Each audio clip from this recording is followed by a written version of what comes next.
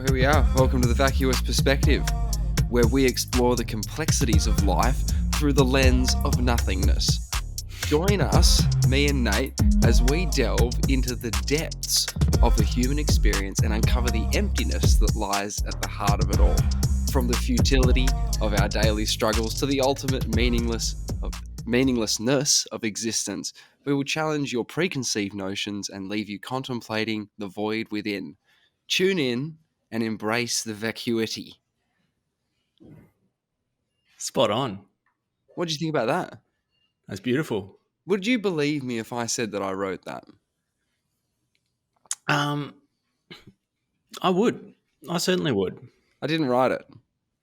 Well, I was going to say, I would have thought you had written it until you said that. Then I started. And that's why I stuck to my guns, because I said I would have believed it because I just did. Yeah, well, no. Who wrote it?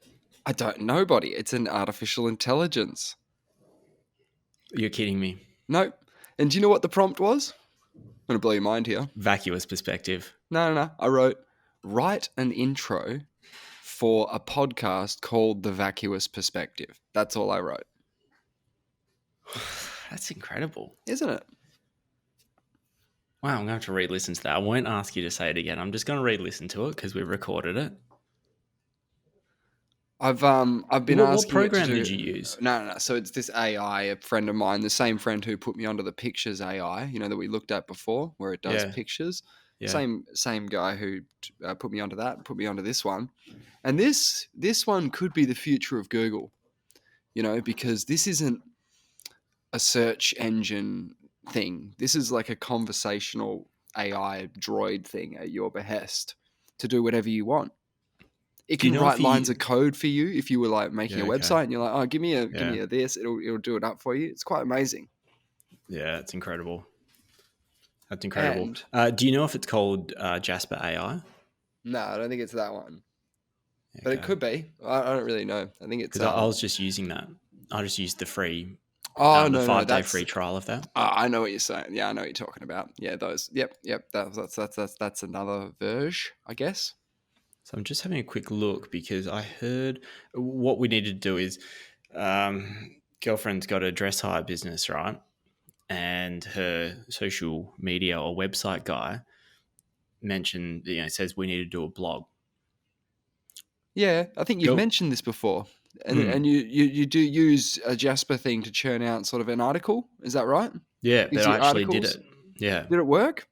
It was amazing. So all I typed in was, it says, what do you want a blog on? What do you want a blog post on? I typed in about dress hire, frequently asked questions, sustainability, because that's one sort of angle that she's trying to play with the, wearing dress, I guess, wearing dresses multiple times. Yep. And it pumped out almost a ready to go. I typed in like some designer, fashion, keywords like that. And it churned out something that was completely intelligible. Yeah, of course. And it's quite amazing. It's quite amazing. But I got it to do silly things. You know what I got it to do? Rewrite Lord of the Rings, but instead of a ring being destroyed, it's a bowl of rice. To harken back to our bowl of rice conversation from before, of getting the black hole, a bowl of rice delivered. I thought it was similar. What, in like a paragraph or in a whole book? It did a great job. It rewrote the story in sort of 6 paragraphs. Would you like to hear a bit of it? I would love to hear the whole thing. Yeah, well, here we go. So it's going to be roughly the same, right? In a land of fantasy and magic, the powerful and evil wizard Saruman has created a bowl of rice that holds the power to enslave the world.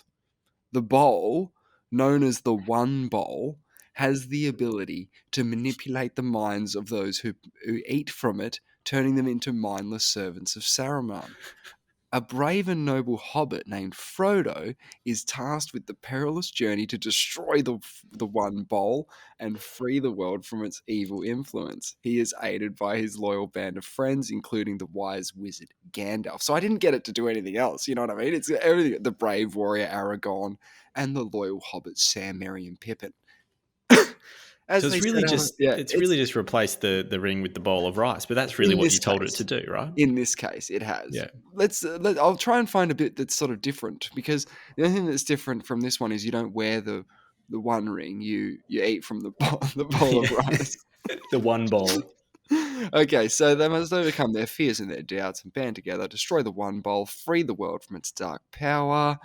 They're able to cast the one bowl into the fiery depths of Mount Doom, where the where the bowl was created. Okay, cool. They did it. Blah blah blah. So they did it. Right. Yeah. That's your short version of that one. They actually did it. But I've done another one. I think you'll really like this one. Um, I've named this one the best Terminator reboot ever. Right. I Mhm. said rewrite Terminator 2 with a mouse as the antagonist. A mouse that goes back in time. Well, it's a mouse Or Arnold Schwarzenegger, a mouse in the way of instead of Arnold Schwarzenegger. is it like a robo mouse, or the robot's not involved at all? It's a race of mice. I think it's well, they're doing the bidding of the machines, Okay. but Okay. I'll give you the brief rundown. It's very poetic. In a future where machines have taken over the world familiar story, a lone mouse named Skidder is the last remaining member of its kind. With its razor sharp claws and advanced intelligence, Skidder is the perfect killing machine, programmed to eliminate any threats to the machine's rule. When Skidder is sent back in time to eliminate a young boy named John Connor, it quickly realizes that it has met its match. John is smart, resourceful, and determined, and he will stop at nothing to protect himself and those he loves. As Skidder relentlessly pursues John and his mother Sarah, they must stay one step ahead and find a way to stop the deadly mouse before it completes its mission. This is my favorite bit. With the help of an unlikely ally in the form of a reprogrammed house cat named Whiskers, John and Sarah must use all their wits and strengths to take down Skidder and save the future. In the end, they're able to destroy the mouse, prevent the rise of the machines, but not without paying a heavy price, which doesn't mention what it is, but I assume Whiskers succumbs in the final battle. Um, Where did it get Skidder from, do you think? it just made it up. Yeah, it just made it up. But see, this is what I find interesting is it seems to be a lot of it has been not too creative. Simply Yeah, simply changing a bowl of rice with the ring and using verbs like eat from the yeah, man. bowl. Sure. Right. That's kind of impressive that it's making like, lines, but it's also like, like I would sort of do something very similar. Yeah, It, but now it's dropped in words like, okay, Whiskers, I guess, is a classic name for a cat, so I can see where sure. it got that from. But Skidder, Skidder. Well, it's a futuristic name. I had to think of a futuristic name for a rodent. yeah, I'd like to know its thought process on where it pulled that one from. And I've got a couple more. For some reason, I This was might thinking of impress you. Shredder. Oh no, Shredder. Sorry, Shredder Shredder is the enemy in Ninja in Turtles, in Ninja and Turtles. who's the rat? That's the old man, Splinter. Splinter. Yes. Hmm. Maybe it was trying to Okay. do something like that. Look, if you're looking for creativity in the AI, it's not what I was asking it to do on those other ones. I I was want it to have asking it some to poetic find, license. yeah, sure, but that's not what we asked it to do. We can No, ask it to do no. that. Hmm. I asked it to do something interesting. I said, give me 3 ideas on a reboot or remake of the movie Face Off. Nicolas Cage, John Travolta. You know the one? Yes. So it's given me 3. What is a reboot? So a reboot would be like, let's get rid of those characters, like, or not characters, but let's recast. Hmm. Let's get someone else to be John Travolta and someone else to be Nicolas Cage, Same right? storyline exactly, or just similar In a concepts? reboot, very similar storyline, Yeah. you'd Okay. imagine. Yeah. Remake, ugh. Anyway, it gave me 3 really good ideas. Okay. And sort of creative ones like you want, right? Yeah. Yeah. Yeah. You want to feel a bit of the creative side of this Yeah. thing. So Face Off 2.0, so it's given it a name. In this high-tech update of the original film, Nicolas Cage and John Travolta reprised their roles as Sean Archer and Castor Troy, respectively. So, it's done its research, it knows who they played in the film. However, this time around, instead of swapping faces, the two characters must undergo a cutting edge surgical procedure that allows them to switch bodies. Oh, As they struggle to adapt to each other's lives, they must also race against the clock to stop a deadly terrorist plot. Not a lot of substance there in the story, but quite a creative idea. We've done the face off, let's do the body off. yeah, yeah, yeah. That would be weird. All right, That'd there's be another really one weird. called Yeah. Face Off International Edition. I don't particularly like this one, I but thought this there could one's. be. I could see it doing a blackface. Oh no, they wouldn't do that. You can't do that. Do you reckon the AI knows that's not okay? Absolutely. How does it know? Oh, I guess it doesn't, and it sort of gives you a disclaimer and says it can give out false information. Because you can kind of ask I it should for anything, I I should guess. fucking hope so. Yeah. Yeah, yeah, yeah. Well, this is pretty false information. But this one is the international edition of Face Off, which is their in this globe-trotting thriller. So we're looking at a Jason Bourne movie. Cage and Travolta play two rival agents from different international organizations who are forced to team up in order to stop a deadly terrorist organization. That's fine. But this is the Mm. ultimate one because Mm. this Mm. is something that studio execs have definitely talked about or should be talking about because it's a brilliant idea. It can, if an AI, if it takes an AI to come up with these ideas, then we should be looking at it more. Face Off Origins, the prequel to the original movie that tells the story of how Sean Archer and Castor Troy first became enemies. Set in Ah. the 1980s, the film follows the two men as they rise through the ranks of their respective organizations, becoming increasingly ruthless and calculating as they compete for power and control. As their rivalry reaches a boiling point, a fateful encounter sets them on a path to their ultimate showdown. Excellent. Great job. Love it. Oh, the AI's doing stuff. It's great. It really is. It really is. What I liked about using it to write this blog is you also select what tone you want it to write the blog in. So I think I went with Interesting. like friendly and funny, that kind of vibe. So there was exclamation points. It was funny. Whereas you can write things. You can creative is an option. Great. Intelligent would be an option, and it just kind of creates this inflection, and in terms of the style of writing and the Yeah, well, vocabulary. none of those things read like a machine wrote them. And if They you copy don't. paste all that Mm. stuff, you're not going to find that on the internet. It made all that up. It's amazing. I wonder if students are using it just to Oh, they bloody will flesh be. out. Yeah, because the content it produces is originally like it's not. It wouldn't. They have these plagiarism detectors now. I never went through uni when they haven't, but now you submit. I understand you submit things electronically, Yeah, and it would just go blip. and it churns it through the system, and it kind of if there's more than 15%. I don't know what the threshold is, but there is a threshold, and if you're more than that, then it's kind of flagged in the system. Whereas when I did it, the plagiarism I guess has to be detected. It has to be so obvious for it to be picked up. Maybe the marker reads so many assignments that they start to like see similar lines and themes Sure, sure. used that they kind of. I think we did submit stuff digitally back then. Most of my stuff was you did it on a computer, but you printed off and submitted it. I think maybe towards the end I started submitting things digitally. Okay. I remember dropping things into a box. Yep, in a box. Yeah, with your name on it. Yep. Really showing my age.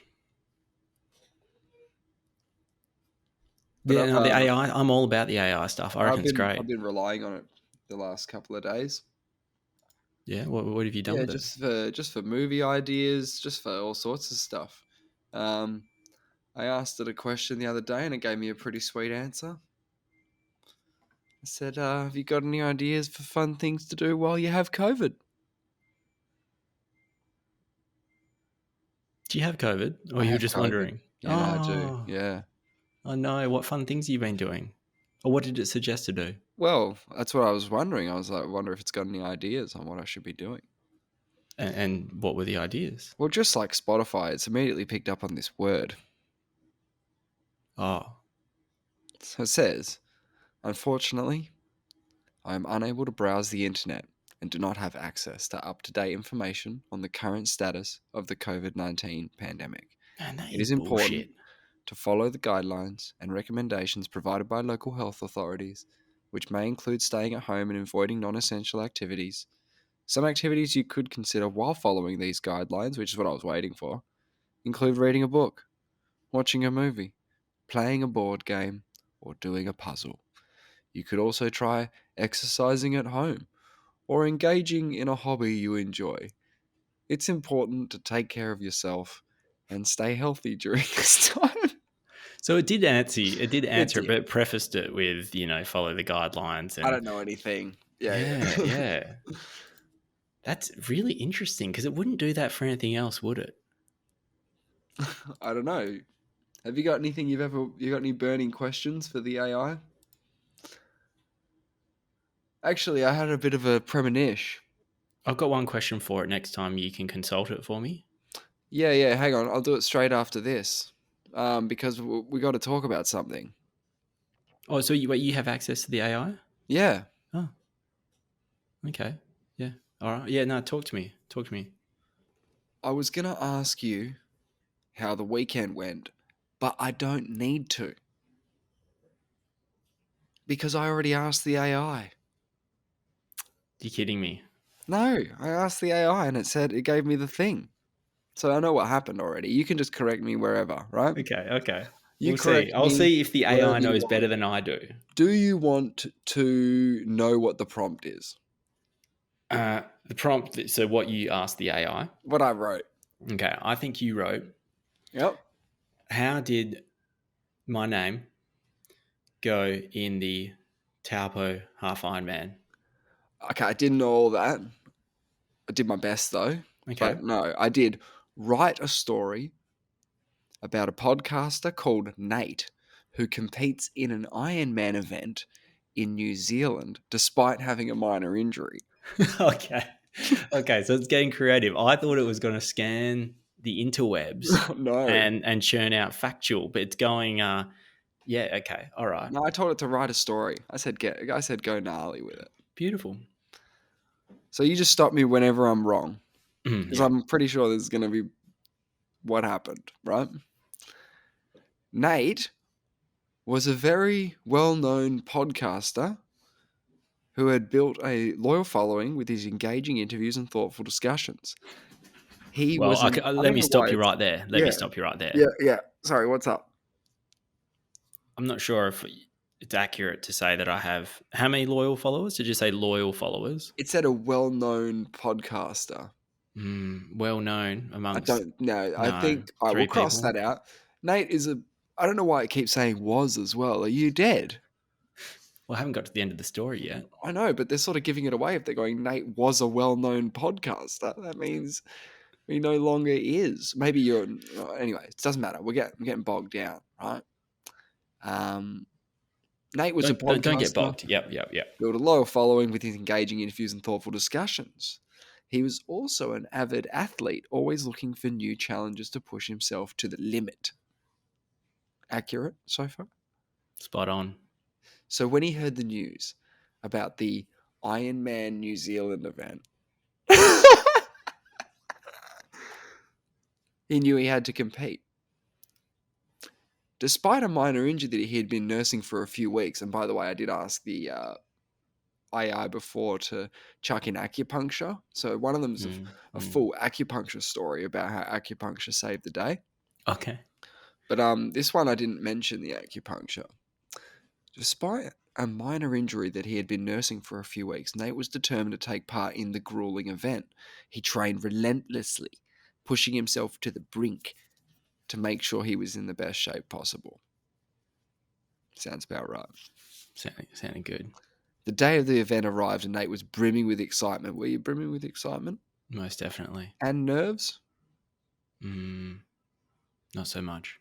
Okay, so just brimming with excitement, I'll cross out and nerves. He stepped up to the starting line surrounded by the other competitors, all of whom were equally determined to succeed.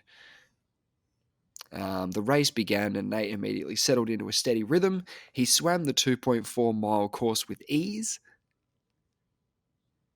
That's a decent swim. Mine was 1.9. I think 2.4 miles is closer to 4Ks, right? Yeah, that is a big swim. Yeah, so that's a full on. Oh, he's doing that. Sorry, that's 3.8Ks. That because you said Ironman, it thinks I'm doing a full Ironman. Did a halfie. Okay, yeah, no, we'll fudge that. Yeah. And then moved on to the 112-mile bike ride. Yeah. The injury that had been nagging at him began to flare up. Oh no. Did it? Not so much. But Nate gritted his teeth and pushed through the pain. As the day wore on, the miles ticked by, Nate began to feel the effects of the race. His muscles ached, his feet were sore, and he was starting to feel the effects of dehydration. But still he kept going, refusing to give up.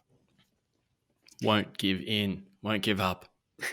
Must Finally, keep after going. more than 12 grueling hours, Nate crossed the finish line in a time of, so it even knows your time, 13 hours and 23 minutes. Exhausted but triumphant. He had pushed himself. That's probably about the time I'd get for a full Ironman if I finished one. There you go. That's probably about it. And he had proven to himself and everyone else that he had what it takes to succeed.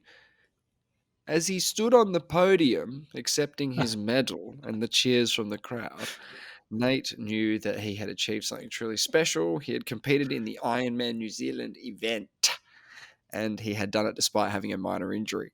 It was a moment he would never forget. All right, so how did it go? It was a nice story. I think it let itself down when I got a time of 13 hours and 40 minutes or whatever it was. 23, yeah. And I was on the podium. Because yeah, man. It should know that the winner of the Ironman does it in around 8 hours. 13 hours is probably an average time for an Ironman. You stood on the podes, man. There was medals and cheers. Maybe if I was 90 years old, you'd get on the podium with that.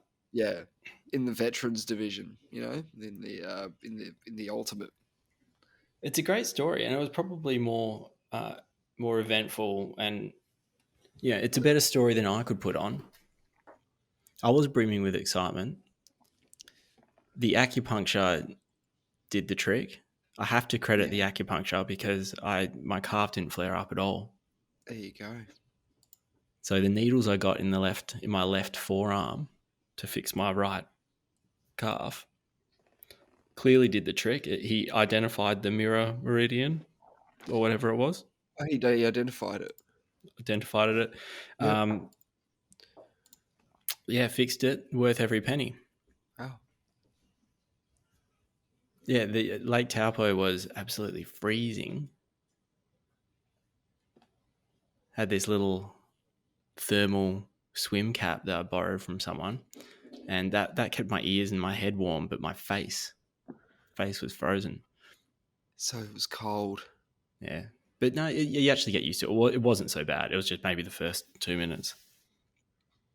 Then the ride went pretty well. It was quite flat, and I managed to run it out pretty well. Didn't even think about the calf. He started again. Did it again. Done it again. Wow. You said I would. How do you... Yeah. Every time, not surprised, but also surprised. Yeah, well, I mean, it was a really good time. Loved it. Absolutely loved it. I was more excited about. So I'm just grabbing my little Lake Taupo materials because, as we know, we're talking about the Taupo. I think it's pronounced. We say Taupo, but it's pronounced Torpo. I'm pretty sure. So who's saying it wrong? Is it us or them? It's us. I think it's a very Aussie way, and like sort it's of always us. Well, I was staying on this road called So I arrive at the airport. And I say to the taxi man, I'm in Wheretier Street because it was Wheretia, Wheretier, and he goes Ferretia, but not with an Australian accent. And I was like, "How did you get Ferretia from that?" He's like, "That's just how you pronounce it." I was like, "Oh, that's weird because like how many?" I think a WH over there's an F because everyone knows it's Ferretia except for me. I'm like, Wheretier, and he was like, "What are you talking about? Where do you want to go?" Yeah. It's tricky, isn't it? Yeah, that was weird. So I was swimming in this big lake. It's around 40 kilometers by 30 kilometers, and recently I heard only when I was leaving Taupo that they had a. It's a very geologically active area. Yeah, yeah. Isn't it like one of the most? Yes, yes. It's it's called the Taupo volcano. Wikipedia was telling me that it began erupting around 300,000 years ago. And then 60, okay, so then there's the Oranui eruption, Oruanui, and that happened 26,000 years ago. Yeah. And that is, yeah, the largest eruption in the last 70,000 years on Earth. And then it also had the Hatepi eruption, which was 230 CE or AD, whatever the most common way. So is CE more common now? Like, am I supposed to be saying CE? Like, is that more understandable, or is AD? I think if you don't say BC, it's AD. A lot of people say CE for Common Era. Is that what it is? Yeah, CE, common it era? says CE and BCE, Yeah, but before the CE and then after the CE. mm, yeah, and they reckon that there's been a major eruption every 1,000 years or so. But the last one was the Hatepi one back in 230 AD, Yeah, so and there it was had no about a humans thousand there. years off. Yeah, so it's they're due. They're due, and this information wasn't made known to me um, until I was there, and I found out that there's this New Zealand girl I know, and she said she used to holiday in Taupo, and she said her whole life um, that area has been on there's like a grade of volcanic um, Threat. threat. Yes, from 0 to 3. Sure. I don't know if 3 is like literally erupting or what, but it's recently her whole life it's been on 0, despite it being one of the most geologically active sites on the world. It's been 0 for her whole life. It just ticked over to 1. Kick it over to one what? Uh, Threat level. We're at DEFCON 1. Yeah, okay. There was a 5.7 magnitude earthquake there a week ago. So I think it's warming up. And there's been 700 earthquakes there in the last 4 months. There's always a lot of earthquakes. There Right? are. So minor. I mean, I'm sure 99% of them you don't feel anything. But I mean, she's warming up. Sounds scary. And by sounds scary, I mean sounds loud. Um, An earthquake would be loud, wouldn't it? well, did you know that the loudest sound ever recorded was an earthquake? Was a volcano? Yeah? Oh, is Yeah. this. Which one was it? Krakatoa. Sounds loud, doesn't it? And this recording was made in something like 1800s, 1883. A recording Yep. of the volcano, of the eruption. And the great thing about a recording, it can be the loudest thing that's ever happened. And then you can just turn the volume down. and be like, yeah, but that's not loud. I've heard louder. 310 decibels. That sounds like a lot. Sounds like a lot. Like that's going to blow your eardrums right out of there, right? Yeah. Oh yeah. I don't You'd stand a hear it chance. from ages away. So, okay, so this Oranui eruption apparently had a volcanic explosivity index of 8. Oh no. I wonder, I assume 10's the most. Oh, is this a 10 max scale? Yeah, well, Well, I'm not I sure. guess When so. you say If, 8, if I we're if just we're think sitting on an 8 and it's the biggest one in 70,000 years, I mean, it sounds like it could be volcanic true. explosivity. I finished watching Ancient Apocalypse. Did ya? What'd you think?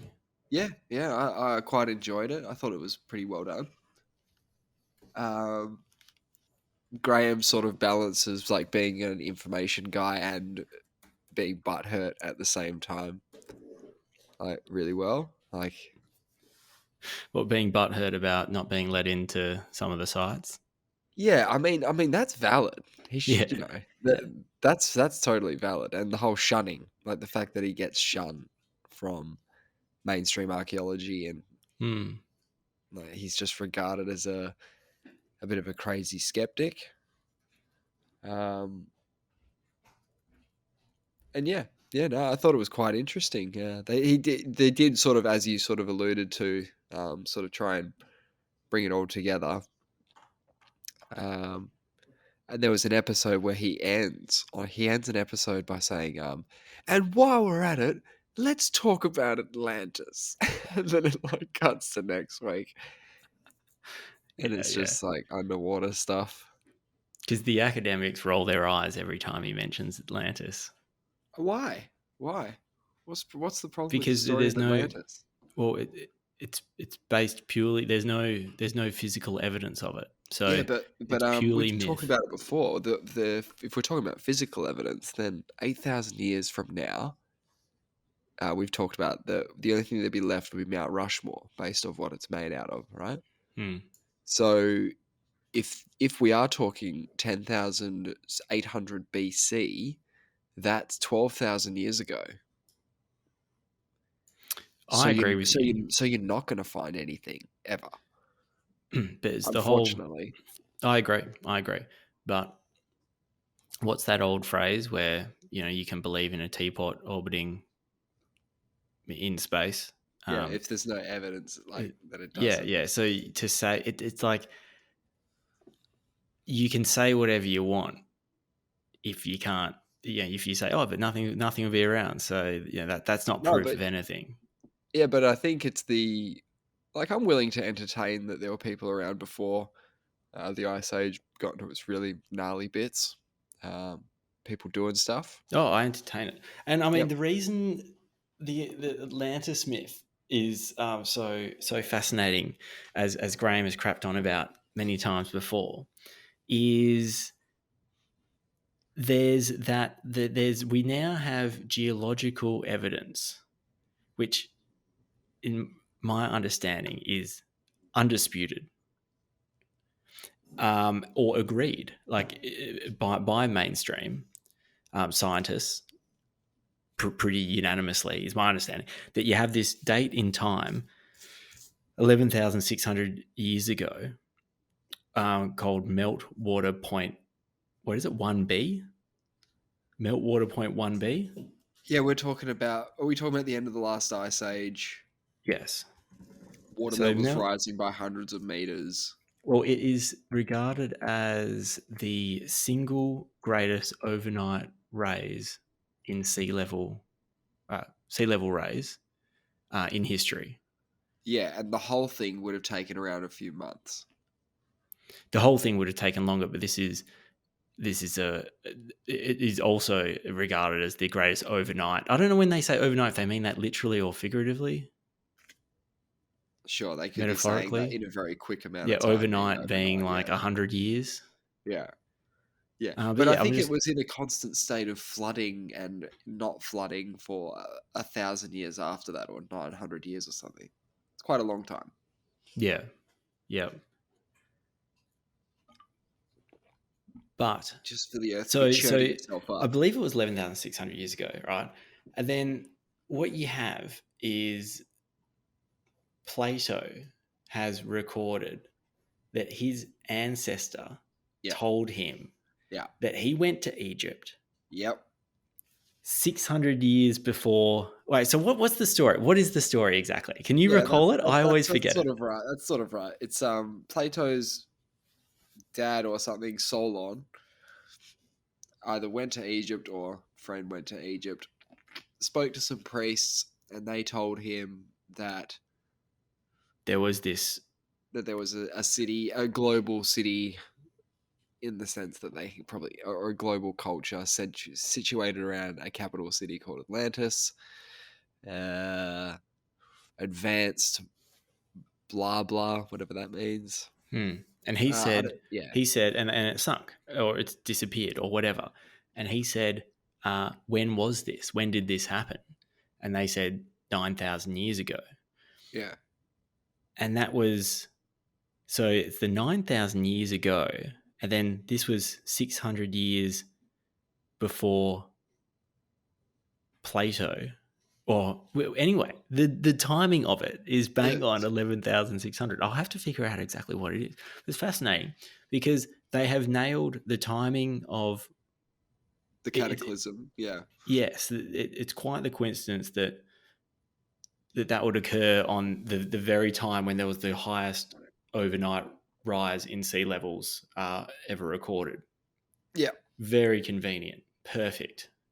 yeah. These shows have a way of sometimes jumping the shark a little bit into that sort of History Channel, Ancient Aliens, Yes. search for whatever that the Curse of Oak Island stuff.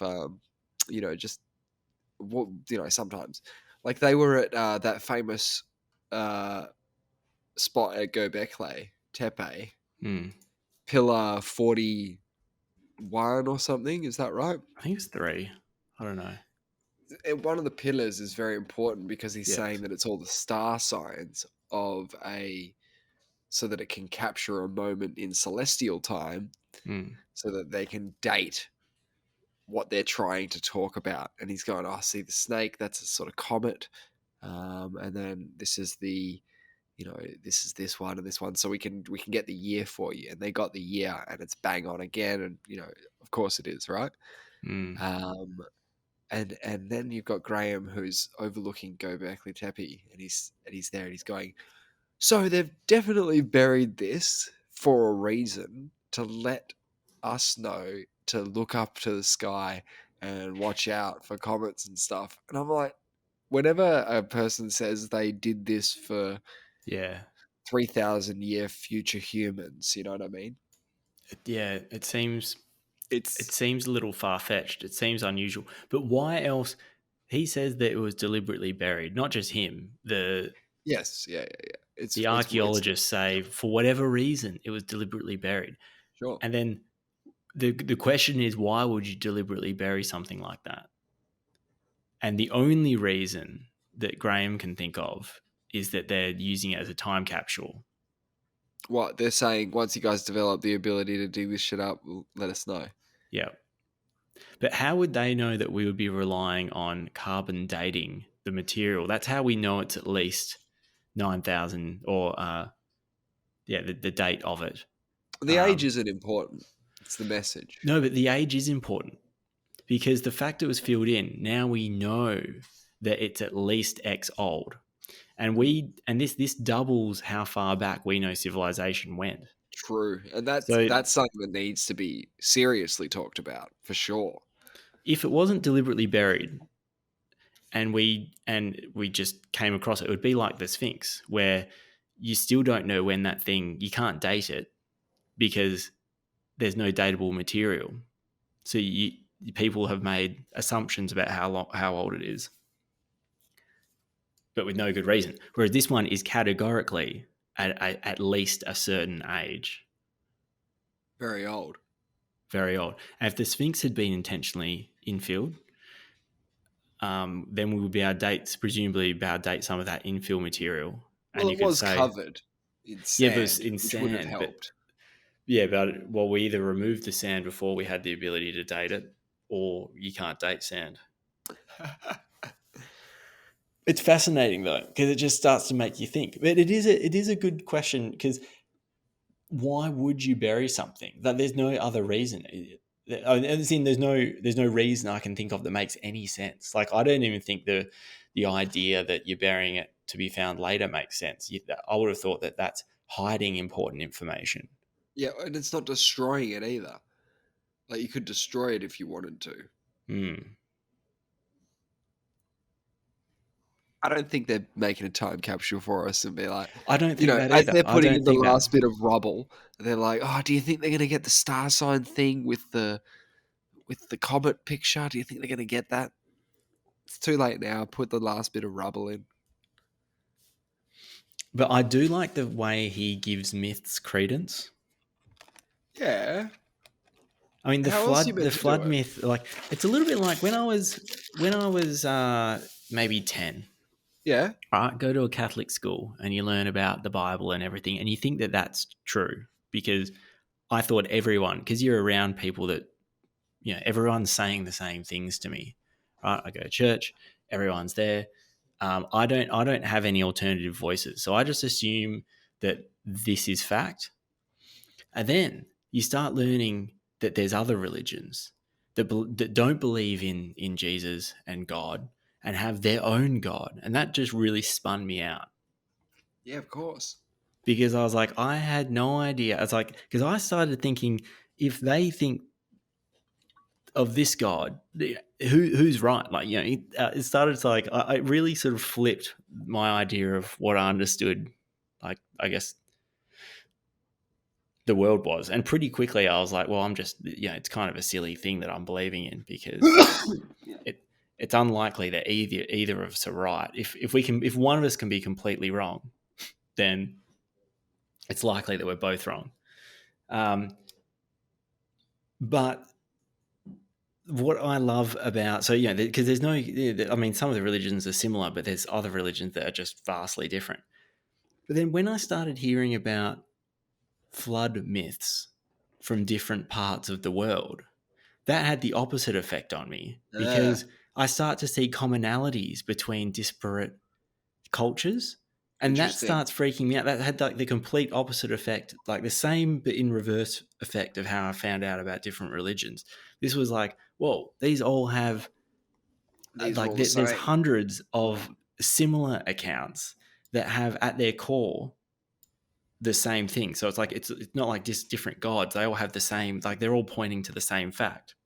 So would a completely original flood myth impress you? Um, a completely original. No. Well, I think what would impress me, or what would make me question it, is I don't know of, I haven't heard of yet any drought myths. In that, creation stories that, uh, like, I don't know, have like, maybe there's some out there. Maybe there's some out there. But they all seem to, most cultures seem to come back to some kind of flood myth. Yeah, of course. I'm trying to think of what alternative there is, and it's pretty boring just to say a drought, because that's the opposite of a flood. But, maybe, what other cataclysms are there? Disease. Yeah, that's a hard one to put into words to pass on to children, isn't it? Like, I actually asked the AI if it's got any ideas for a flood myth, yeah. and it had a great idea, and I've never heard it before. Oh, hit me. It Yeah. said, "Here's an idea for a flood myth. In the beginning, the Earth was a vast empty place with no land or sea. The only beings that existed were the sky and the water, which flowed endlessly in all directions." Sounds fun. Hmm. Yeah. One day, the sky grew tired of the water's constant movement and decided to contain it. The sky created a giant bowl and placed it on the earth, forming the oceans and the seas. But the water was restless and didn't want to be confined. It raged and thrashed against the bowl, trying to break free. The sky, however, was strong and held the water in place. Eventually, the water calmed down and settled into its new home, but every now and then it would grow restless again and rise up in great waves, trying to escape.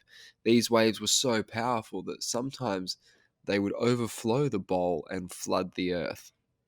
Those who lived, this is the bit you need to know about.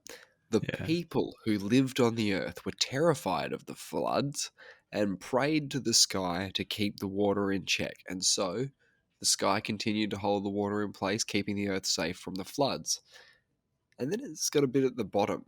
It says this myth could be adapted and expanded in many different ways, depending on the culture and values of the people who tell it. For example, you could incorporate gods or other supernatural beings, or focus on the lessons that the myth teaches about the power of nature and the need for humans to respect and coexist with it.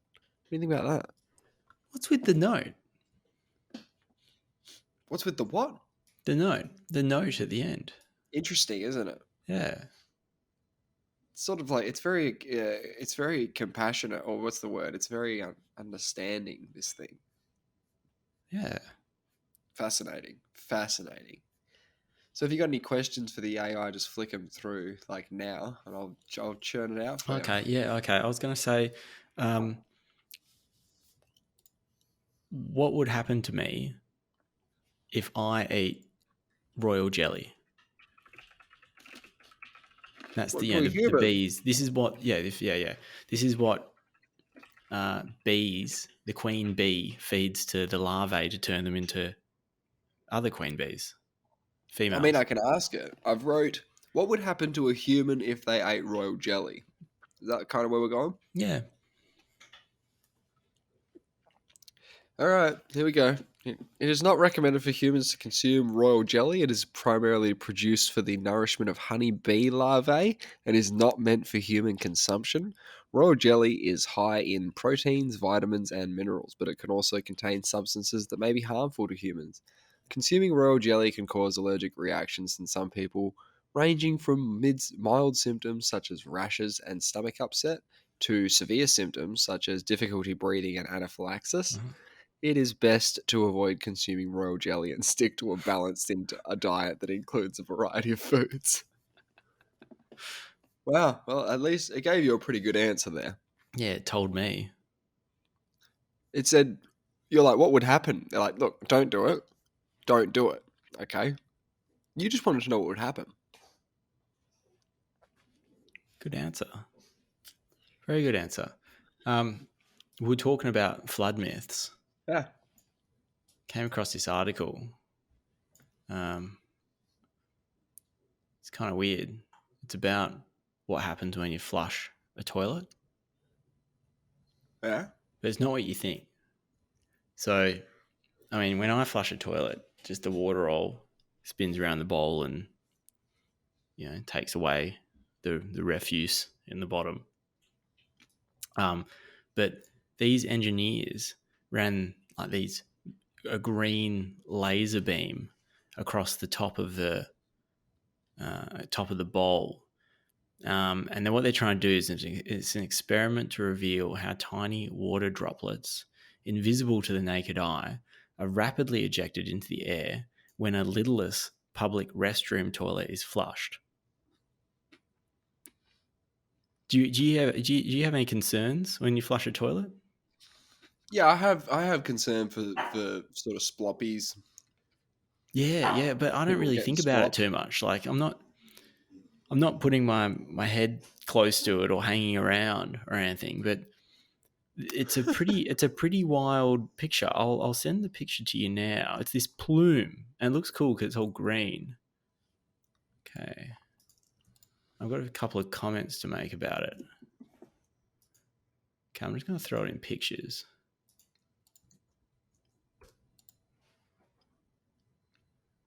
See how that goes. What am I looking at here? I'm looking at green Yeah, mist. green mist. Yeah, Yeah, a what's the green plume, a mist? plume. So they use these bright green lasers Yeah. and camera equipment to capture these videos. Actually, I got a GIF of it as well. It's pretty cool. And there's a video you can watch side by side of no laser and laser. It's the first study to directly visualize the resulting aerosol plume and measure the speed and spread of particles within it. So this was published in Scientific Reports on the 8th of December. So these aerosolized particles, known as transport pathogens, could pose an increased risk to public bathroom patrons. However, this vivid visualization of potential exposure to disease also provides a methodology to help reduce it. I would have thought you'd chuck a lid on there. Yeah, lids on before the flush. Yeah, Yeah, simple. everyone's just got to. All right, so if you're just catching up, guys, we're talking about sort of toilet flushing, sort of techniques of the future, and a hot tip, basically from the future is according to this GIF with the laser beam, we need to be closing the lids of the toilets, then flashing. Mate, watch that video. You'll be shutting the lid every time. All right, let me load this up. Wait a sec. This is a troll. It's not a troll. It's published. It's published in the scientific reports by the University of Colorado Boulder.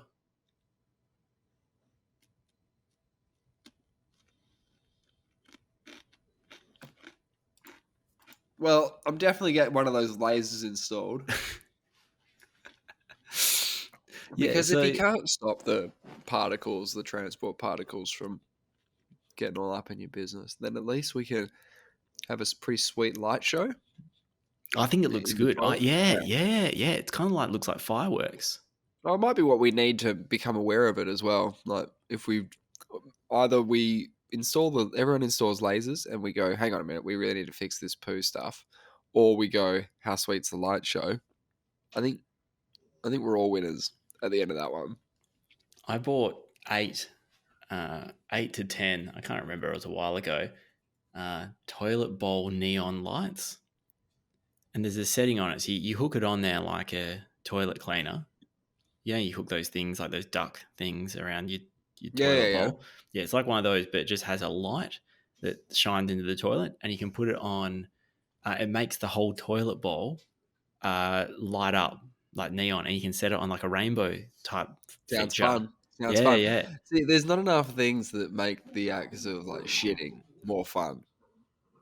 Needs to be more. Yeah, there should be more. That's one of them. Like maybe I have a toilet basketball set, but I haven't set that up for some reason. Oh yeah, you're just gonna shoot some hoops.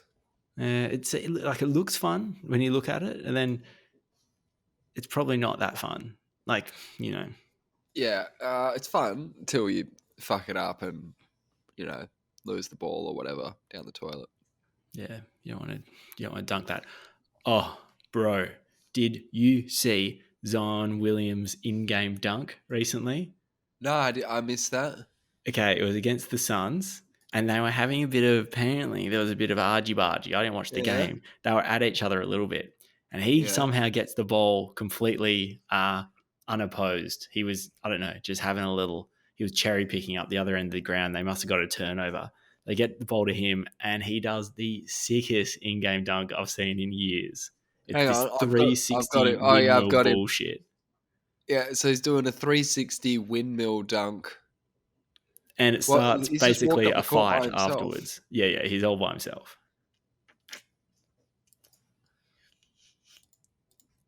That thing is powerful. He is a scary man. Why is there a fight? I think that there was, as I said, there was argy-bargy before it, and I think it was a bit disrespectful to dunk on them that badly. Is it disrespectful to like score points? No, I think they may have chirped. I think there may have been some chirping after. They didn't like it. What are you talking about? Someone's got a big board and just ditched it down the court to a free man who's then. He's put the ball in the hole, but he put the ball in the hole very aggressively. The commentator's going, no. Why? I don't know why I didn't watch the game. I just saw the highlights. Yeah, I'd like to know exactly what happened. I think Chris Paul was involved somehow. He's a bit of a tool these days. He's always chirping. I suspect he was telling him that he's not as good as he thinks he is or something. And then he got the ball and says, I'll just show you how good I think I am. Right. Yeah. And Chris Paul felt a little bit silly afterwards, probably said, yeah, well, maybe said something about his mum. And then, Oh, you reckon it was that? no, I don't think so. Apparently, it was something to do with the playoffs. I was in the locker room. This is Zion. I got carried away a little bit. So he's apologized for it a little bit. I admit that. Well, he hasn't apologized. He Well, said so I you got carried apologise for away. dunking on them. Yeah. That was a little out of character for me, William said of the game ending dunk, after which players and coaches from both teams swarmed one another angrily as Oh, was it? officials Sorry, was frantically it stepped after? in. Wait. Was that after this? What do you mean after the game? So wait, No, it does in he game, right? spoke to the press after the game. Oh, okay.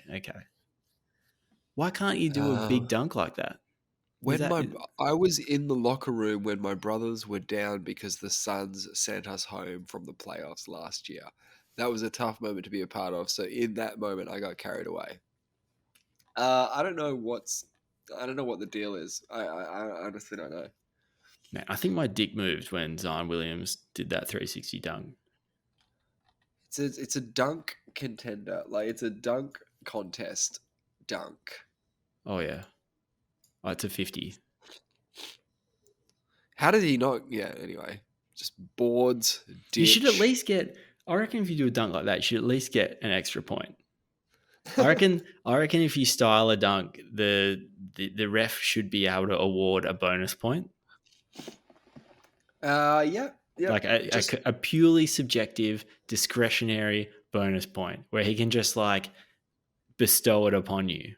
nah. They set a dunk of the day at the start. There's a random wheel, and it goes. The dunk of the day is 360 windmills, right? So if you do a dunk, that's 2 points. But if you can do today's special dunk, the 360 windmill, you get bonus points, double or whatever. But then, yeah, you're just gonna have. I support it. I think it can only What help. you support big exciting dunks in games of basketball? Yeah, yeah. Yeah, I do too. I think we all do. I think we unanimously support excitement. Yeah. Well, on less exciting. So yeah, yeah, I'm done. I'm done with the toilet. But I'm not really worried about viruses and things in the toilet because I don't really seem to get that sick. How are you feeling, by the way? So I didn't even say I'm feeling anything a when you bit. told me that you had COVID. When did you get it? Yeah, end of last week sometime. Okay. So I'm still feeling a little bit rough. My voice is a bit weird. yeah. No, actually, now that you say it, I did notice something when you first said hello to me. I thought you sounded a little bit sick. So you're at the end of But last week, so you're about 4 or 5 days into it. So you must be coming through the worst of it, right? I've already had the worst of it. That was pretty rough though. I was just in bed for many hours. Yeah. But that was pretty much just a day where I felt like that. Yeah, Yeah, that's but that's what I had. other than that, I think I'm okay. Um, you know, I've got some food in the house. But now you've got some food in the house. Yeah, you're just going for it. Yeah, good. Yeah. Yeah, good man. I actually got my third vaccination today. I've got the mark of the beast. What boosted? You got Yeah, I boosted. got What boosted. you I got boosted boosted. yet? No, I wasn't boosted. I sort of lost interest, to tell you the truth. See, I kind of wish I was boosted now, and not before, That's because one reason I got it is because of the wave. But the main reason I got it is I need 3 vaccinations to get into Japan. right. Well, we need three. Some places need three to work at them. So, Yeah, okay. so yeah. Okay, so you got the third jab. What do you mean, mark of the beast? You think the third one's the only one?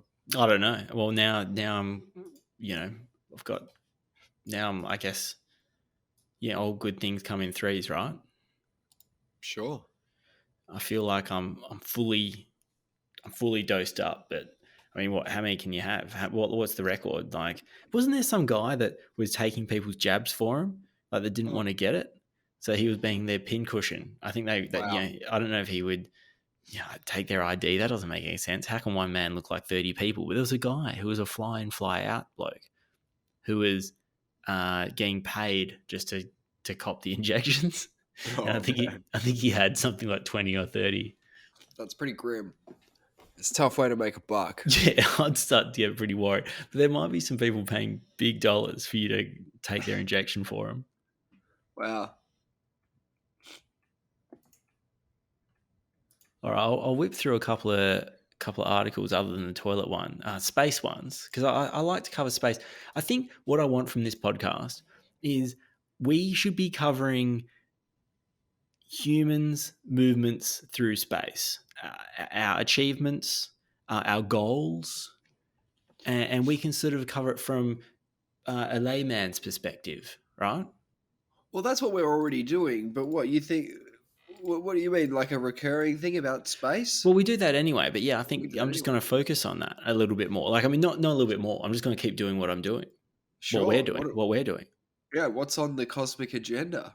And because one thing what's good to hark back to these things is when we first started the second episode, we crapped on about the James Webb Space Telescope until our collective dicks fell off. Right? I think I did a 45-minute segment, and it was awful. It was impossible to listen to, but we were excited. And one of the things we were talking about is how it was going to see the very oldest galaxies Sure. that we believe exist. And I remember you were quizzing me on this, being like, how's it going to do? Because these are allegedly 300 million years after the Big Bang, Correct. and we are what are we? 3.8 billion. What are we again? I Four can't even point remember. six. Something like that, right? And now, confirmed, this is the headline, confirmed, James Webb Space Telescope has bagged the oldest known galaxies. Bagged them. Bagged them. Put them in What the does that bag. mean? The galaxies formed when the universe was only 350 million years old, just 2% of its current age. So astronomers have confirmed that the 4 ancient galaxies detected by the JWST in the early months of its operation are the oldest scientists have ever seen and nearly as old as the universe itself. So the near-infrared camera has done its thing, taken an image, and then it's looked at them in detail with the near-infrared spectrograph, Yep. which revealed their chemical composition and determined how fast these galaxies are moving away from the web. Okay, because we're still moving. Because the further they are the faster they're moving away, it's proportional how fast they're moving away and how far they are away. So if you're further away, you're moving faster away as well because space is expanding. Do you know what I mean? Sure. It says the astronomers know that. So what's fascinating about this is before the James Webb went up, we were talking about how there's 300 single point failures, how how long this has been in production, how many things can go wrong, how we don't even know if it's going to work, all these things, and they've I'm done it. sure we tried. Yeah. Yeah. They've done it. It's actually, I don't know what the probability was. I don't know if anyone actually understands it all enough that can assign a accurate probability to each of these items and tell you whether it was a 50-50 job or, for example, the Hubble went up. To put it in perspective, the Hubble went up and the whole thing was a big turd up there. And we had to send, because it was in low Earth orbit or Earth orbit even, we could send up crews to fix things and update it and change, rectify some deficiencies with the mirror and things like that. But it didn't work to begin with, and it was laughed at as the most expensive cock up by any organization ever. And then what we're going to do is sink way more time, way more money into this telescope, and we're going to put it 1,000,000 miles from Earth where we can't service this thing, and we're just going to cross our fingers, hope the thing cools down to absolute zero, and point it at the furthest galaxies the eye can see, and send an image back. And we did it. Yeah, it's pretty incredible, and many years in the making, surely. Yeah, I mean, it was first sort of dreamt up as soon as the Hubble went up. They realized that they needed This thing they sucks. they needed something that was they didn't need a hot telescope. They needed something that was looking at the infrared. Yeah, so the astronomers now know that light from the four galaxies took more than 13.4 billion years to reach Webb. So it must be 13.8 billion years is the I age don't of the get Earth. that. Yeah. What do you mean? Again, it's that problem I've got with it, right? Yep, yep. It can't have been traveling for that long and hit us. Surely it would be gone past us by now. No, because they started the stars formed. The stars formed. Uh, the universe is 13.8 billion years old.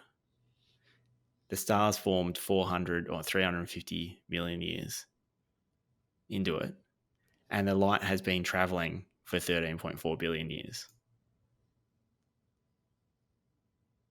So that's why it adds up. Like, they add up to the age of the universe. Look, I'm sure they've done the maths, all right? It just doesn't sound right. Well, I mean, I agree. I'm taking it for what it is. More precisely, the telescope sees the galaxies as they looked only 350 million years after the Big Bang, when the universe was only 2% of its current age, although the galaxies must have started to form even earlier. Interesting.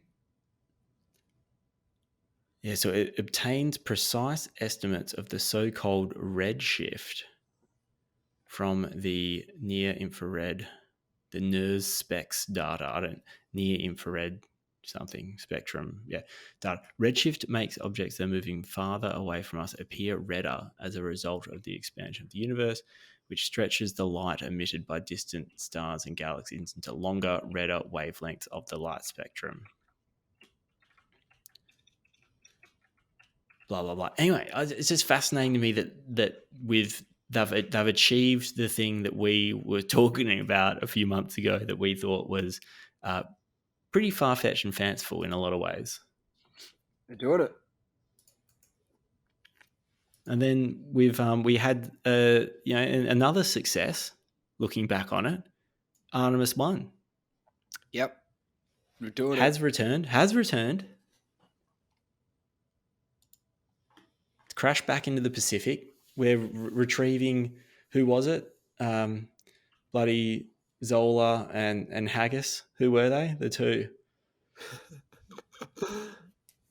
I don't know. They had some people on board, right? The mannequins. Yeah, mannequins. I always forget their name. But now we need to start thinking about the Artemis 2. What's the next one? Well, that one is we're flying four astronauts on a trajectory around the moon sometime in 2024. However, That's I pretty understand, close. from what I've understand, there's no way they're actually going to meet that window. So that they're maintaining they're still going to be able to do it in 2024. But apparently NASA have also said that there's certain things they need to do, and their estimates to do those things before Yeah. Artemis 2 launch are longer than the window that they say. Like I think it's going to take them 27 months, they say, to analyze and reuse some of the electronics and things. They're actually reusing a lot of the components from Artemis 1. They're reusing it. That's smart, though. You got to do that. I don't think they're doing it for environmental purposes. I think that it's like some of the components are, I don't know, maybe it's tried and tested. Like there's, it works. I don't know. Yeah, but Probably costs a bit. yeah, it would. Costs a bit of money. Yeah. It certainly does. Shit's not free. But these four astronauts, they're doing an actual flyby in the most classic sense, in that they're not even going into a lunar orbit. What are they doing then? They're just doing a once around, like a whip around the moon. Yeah. So it doesn't have a lunar orbit, meaning it never completes a revolution of an orbit around Yeah, not a stable orbit in the sense that it. stays within Earth's pull. Well, it still goes into the moon's pool, but I think it just does like a once, Slingshots out. just slingshots around, doesn't sort of like doesn't revolve around it multiple Yeah, they're times. doing the flyby. Yep, Yeah, they're doing the see the classic flybys test. flyby. Yeah, yeah. Yep. So make sure you've got the window seat when you do the flyby. Yeah, I mean, are these won't be the same astronauts going to the moon? What a bummer. What, the same ones they're actually getting out in Nah, Artemis? these guys won't be getting out, right? Oh, they're not getting out. They're not Do getting you out. reckon they're just window guys? They're just window guys. Yeah, they're just window guys. Let me see what else I can tell you. Yeah, so there's a yeah. Oh, Helga and Zohar, the mannequins. They're the ones that they have to sort of analyze the radiation exposure of these mannequins. One of them was wearing protective gear and one wasn't, so they can see how effective it is. Okay. Yeah, and one of the delays is apparently the suits that they're creating. They don't know if they're going to be able to have those ready. I would have thought that you can, bust those out. Like that's just a fashion Nah, thing, right? it's the rocket stuff that we can just bash out by the hundred, but some of the sort of fashion accessories, the keychains, and all the other things you have to do when you're doing a mission, like everyone needs a pin, like a decorative pin. Mm. You know what I mean? To symbolize the mission. Because they've got to look good. They've Patches, got to look good, right? the They can't just suit. be going up there in It's not potato just about sacks. survival. Yeah. Because what happens if they encounter some kind of alien life Yeah, and they you want to don't make sure have you got your best undies on. a Gucci handbag? Yeah. You know how people say, like, oh, you got to wear clean underpants because if you get hit by a car, it'll be you should wear clean underpants because you might meet the aliens. No, definitely, definitely. But then they talk about how they're putting so much time and trying to find the exact timing of this. Yeah, they're having trouble with the suits and everything, and understanding how much radiation the astronauts are going to get. But what makes me laugh is that we've sent lots of humans to the moon. Did we just like not give a fuck about their safety? Well, whose safety? All the astronauts we've sent previously, like we didn't like we weren't delaying missions and trying to understand the effects of radiation. Did we just go like, cross our fingers and hope for the best? Yeah, look, I think workplaces in general are a lot safer now than they were in the 1960s.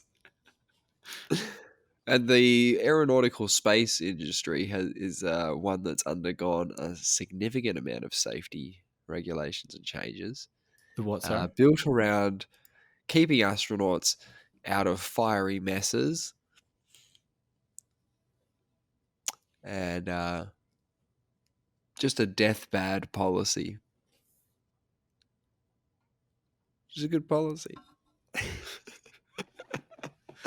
Yeah, so they're saying the suits won't be ready for flight until April 2025 at the earliest. Well, I'll ask the AI to design a new spacesuit for NASA. Yeah. That's And it. I'll see what it comes up with. So they're saying publicly NASA is still voicing confidence in a 2024 launch for Artemis 2. So wait, when's 2024? So we got like, If the boots arrive. yeah, but it says that their own internal documents suggest otherwise. So Ah, so they're sort of PR guys sort of talking out of school a little bit. yeah, they're not really Yeah. on the same wavelength. I don't think. Okay. But it's pretty cool, right? So that's 2024. That'll come around before we know it. So we're just sending some actual pieces of meat around the moon, and then they come back. Yeah, and then we've got that done, and then we can send down the next bit. Because Artemis 3 is slated for 2025. Oh, okay, but their suits won't be ready, presumably. Well, maybe we can just make all the suits together So this is Artemis 3 is designed to land crews on the moon's surface, specifically the lunar South Pole region. Yeah. South Pole. So they're going for like a bit of a Santa sort of They want approach that. to No, they this. want the ice down there, right? Well, I don't know if it's like has the same like axis as I don't know. Well, I guess the South Pole, because you could still have something that's I mean presumably it's colder. I don't know, and they do want. I've got no idea why they go on the South Pole. Maybe you can find that out for me. So this will require a landing system for ferrying crews to and from the lunar surface, and new spacesuits for astronauts to wear whilst performing moonwalks or cislunar extravehicular activities. There you go. A cislunar extravehicular activity. What the doughies? Yeah, vehicular doughies. Oh, and there's also NASA plan to build a moon orbiting space station called Gateway as part of the Artemis program. Yeah, so okay, so that's your connection point.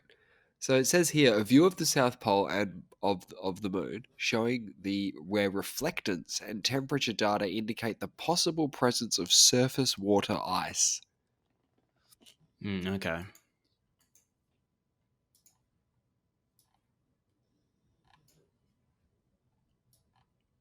Well, And Blue Origin, which is what Amazon's one, is that right? Yeah, Bezos's one. They're yeah. planning a flight to go there in 2024. So once private enterprise gets in there, you know, What are they going to be doing there? they've got a Blue Moon spacecraft. It's a robotic space cargo carrier and lander design. Oh. Concept for making cargo deliveries to the moon. So Amazon moon service. Man, Fascinating. everyone's getting about the moon stuff. Have you heard about this Japanese billionaire that's sending 8 artists to the moon? I didn't hear about that, but how's he doing that? It's called. Well, he's got a lot of money. Yeah, okay. Is that it? Is that He's it? aligned with SpaceX. Yeah. So he's flying 8 artists to the moon. It's called Yeah. the Dear Moon flight. Yeah. I've never heard of him. Yusaku Mazawaza. Yeah. Okay. What are they doing? Yasuku Mazawaza, who made his fortune as an online fashion retailer, announced the 8 people who would be flying with him on the Dear Moon mission, which aims to use SpaceX Starship to fly around the moon as soon as next year. Fantastic. They can't do it before the actual NASA astronauts, can they? Can you Of imagine, course they like, can. NASA Oh can't... my god, I'm looking at the list. Yeah, they're sending Aoki. They're sending Aoki. Steve Aoki is going to do some He's going to the warp moon? 1.9 around the moon. So have you heard of the Everyday Astronaut channel? No. Neither have I. He's a YouTube creator called Tim Dodd. But apparently he's interviewed Elon Musk a couple of times. So we got a choreographer for Kanye West, Yemi AD. Well, that's what he's known for. His work doing some choreography for old Yeezy. Okay. Got a Send photographer who does National Geographic. We've got an Indian television actor. Yeah, Dev Yoshi. A 22-year-old is going to go around the moon. We got Holy a shit. filmmaker, whoever did Blood Sugar Rising, which is about diabetes in the US. This guy called Brendan Hall. And then you've also Couple got of actors, yeah. a South Korean rapper, T.O.P. I've never heard of him. And No. it says that the guy who's running the show, it says it's his second space flight. Oh, okay. So has he already been on a first space flight? Sounds like it. I don't exactly know how second works, but normally it's after your first. Hey, on January 5th, 2019, Mezawa successfully secured the most ever retweets for his Twitter message, offering 1 million yen, approximately 9,300 American dollars, each to 100 randomly selected people who retweeted the message and followed him. More than 4 million people ended up retweeting Madam Weeze's tweet and for following him. Later in that year, he secured the second spot in the list of most tweeted tweets by offering 1 million yen, approximately $9,200, each to 1,000 randomly selected people who retweeted the Twitter message and followed him. So, people think that you need, like, to get sort of Twitter followers and stuff, but all you need is, like, 900, what is it? 100 times 9,000. So isn't that a mil? Didn't he say a Yeah, it's mil? just a So mil, yeah. yeah. Well, no, So it says 1 million yen. okay, so if I got But that's each. okay, so okay, if I don't have Twitter, but if I just started Twitter and I say Yeah. I'll give $1,000 to, I'm just trying to think how much I could afford. Say like I'm just gonna lose. Let's just say I just give away 5K. I go, I'm gonna give $1,000 to 5 people who like and follow me. I reckon you'll get 5 followers and That's what have I to was give gonna them say. all a No, grand. but Yeah. no. But then no, but you'll get like there must be some data on this, right? It's like when people decide that's not worth their effort. Like if there's 100 people and you think that you're going to be 5% chance of $1,000, and all you have to do is like and retweet. Well, it's actually 10 grand for Mazarewa, but for us, it's not as much. Just wondering. But then what do I do with those followers? Not much. Well, okay. So, They're just waiting for the next giveaway. They're like, can't wait for tomorrow. man, do you reckon we could contact him? Yep. Okay, we need to contact him. Yep. I don't know what we're going to say, but we'll get the AI to draft something up. Yep. We'll say that we're podcasters, and Yep. hey, how about one of us goes and we'll talk to the other one we'll do the pod with one person circling the moon. With him. No, yeah, or something. In the We'll think of pod. something. The AI will figure all out the details of it. Okay. Because they're sending a snowboarder and a dancer. Like this snowboarder called Caitlin Farrington. Like, come on, what's she done? Yeah.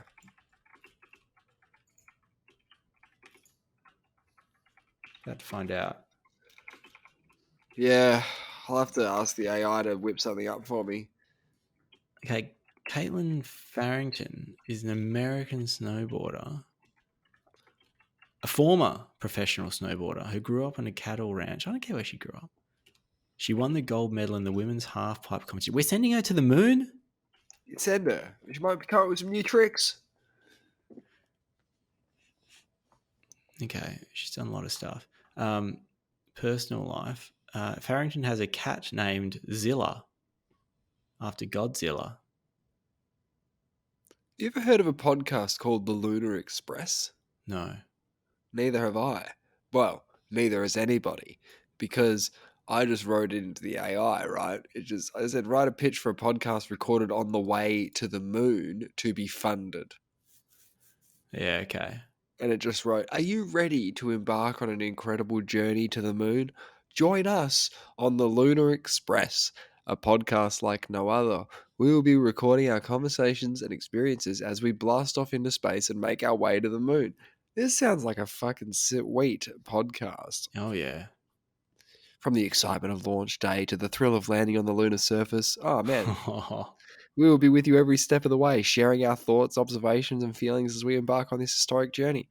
We'll also be interviewing other astronauts. Have to sort that out as well. Just write that down. Mission control personnel and experts on space travel and exploration to give you a behind-the-scenes look at what it takes to go to the moon. Join us on the Lunar Express and be a part of history. Help us reach the moon and share our incredible adventure with the world. Together we can make it happen. So there's the funding element. So copy paste that into the letter to the billionaire guy. Yeah, well, we can get in touch with him on Twitter. Okay, well, we'll tweet him. We have to get Twitter.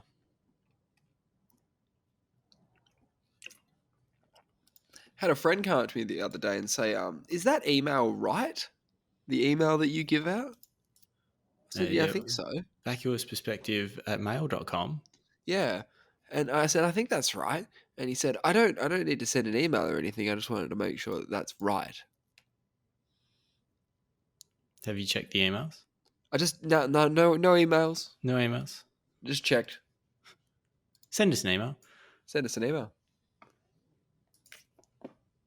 Yeah, so Mazawaza. Yeah. Mazawa. Tell him Yeah, we've got an idea for a Yusaku Mazawa. Yeah, yeah, he's been to the ISS. He's been up there, right? There's his space flight. So he's kind of already done our podcast idea, but I don't know how much. He probably recorded a lot of his thoughts and everything. Oh no. We're going to the moon. He went to the ISS. It's Okay, nothing like. he spent 12 days on the orbital station with his assistant Yozo Hirano, where he completed the top 100 things demanded by public, as well as recorded highlights in preparation for the SpaceX lunar flight. What were the 100 things? What is it, like a list of 100 things to try in space? What is it, a Yeah. clickbait article? Yeah, I hope so. 100 things. Can you ask the AI what are the top, top things to do in space? Yeah. What are the top things to do in space? Great question. Let's find out. It is difficult to say what the top things to do in space would be, as space is vast and largely unexplored environment, and the activities and experiences available would depend on the specific location and circumstance of the astronauts or space travelers. However, How smart some is the AI? some potential activities that people might enjoy in space include conducting experiments and research. Space offers a unique environment for scientific investigation, with conditions and phenomena that cannot be observed on Earth. Astronauts could conduct a wide range of experiments and observations studying the effects of microgravity on materials, the behavior of fluids in space, and the properties of celestial bodies such as planets or moons. Oh, there's so many more. Performing spacewalks. I'm going to just dot point these. Conducting space missions. Enjoying the view or connecting with people back on Earth. Wow. That's pretty cool. That's pretty cool. Okay, so on Mazawa's, Yes. he's got like this. He's off to space for YouTube apparently. So he's got some website and wanted 100 things you want MZ to do in space. Blah blah blah. What should I do in space? What should I bring to space? I need your ideas. These are just a couple of things. I don't know if they're like people have written these in or Sure. if these are just his own ones. Do you move forward when you fart in space? Good question. No, Could it you isn't. ask the AI that? What happens when you play Pokemon Go in space? Oh, for fuck's sake. I actually think that's also a pretty good question. Call someone on Earth from space. That what? Wait, that what? That's shit. That's just normal calling, isn't it? But you're in space, like one person in space. Yeah, so that's just a couple of little ideas there. Oh, I'll give him some more. And one of them was connecting with people back on Earth. Play a game of League of Legends from there. Oh, the ping though. Yep. 1 light year away. One light How many second away, rather. GoFundmes and 1 light things? second. Sorry. The moon's 1 light second away. Yes, that's right. That was a good one by you. How many GoFundmes are there for the moon? Sending Matthew to the moon. GoFundMe. Yeah, look, unfortunately there's a lot of funding for people to go to the moon. There's not a lot of funding for the moon itself. No one's looking out for the moon, really. Oh, this is actually really sad. Oh.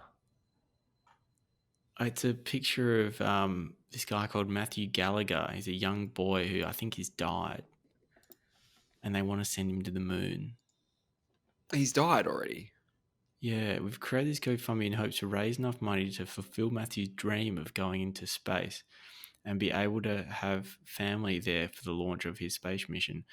The link to which we would like to do this is located below, blah, blah, as well as his obituary for you to get to know Matthew and the type of person he was.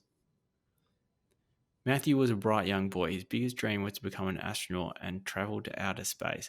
He could tell you everything about the moon's different phases and point out the different planets in the night sky and many constellations. However, he knew that to have better chances at achieving his goal, he needed to become a pilot. So he dreamt of becoming one of the pilots for the Blue Angels or the Thunderbirds. He was fully obsessed with warbirds. He could point them all out at the air shows and give you a rundown. Okay, blah, blah, blah. In addition to dreaming of becoming a pilot, technology, Tesla. Yep.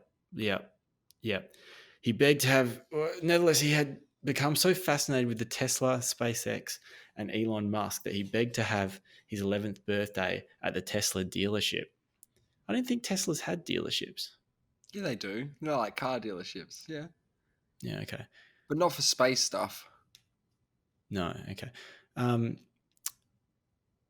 Yeah, okay. It's more, the obituary is quite long. He exuded the true essence and epitome of boy. Okay. He attracted others to him with his zestful and playful approach to life. His sweet nature and kind-hearted soul were evident as he consistently cared and loved for others. Matthew loved anime, outer space, dirt biking, hockey, baseball, Spider-Man, and playing outside. Yeah, it's mega sad, but is he going to now? What is it? Are we just throwing up? Well, he's raised more than his remains? goal. Right. He got a $14,000 goal. It seems pretty cheap to go to the moon, but if you're just sending, Man, is he sending a body or ashes? What are they sending? He's $2,500 over his goal. Well, all right. Should have enough then, I guess. Book it. Yeah, okay. Some guys donated $300 9 days ago. Abram Goldstein.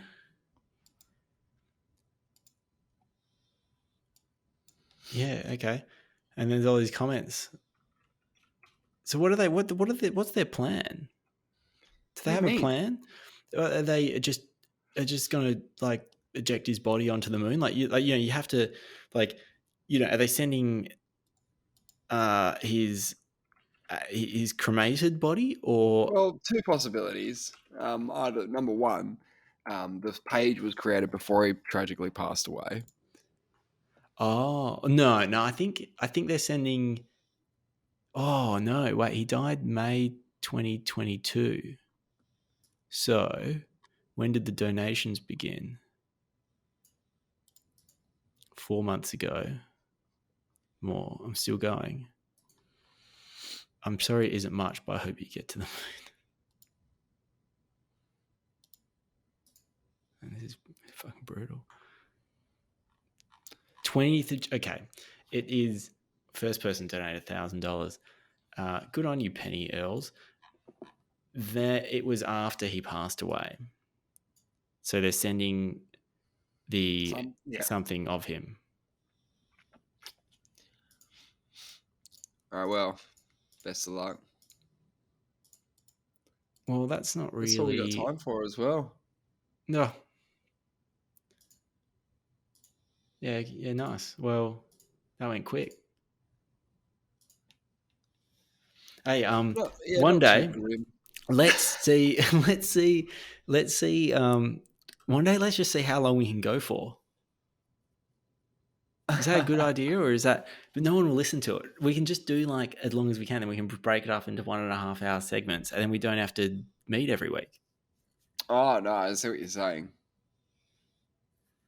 It's probably a good thing, though. I hope you feel better, man. Thanks, man. Next time we speak, you won't have. Yeah. No, I'm not feeling 100%, but I'll get back. Thanks for tuning in. We'll see you next time. Bye.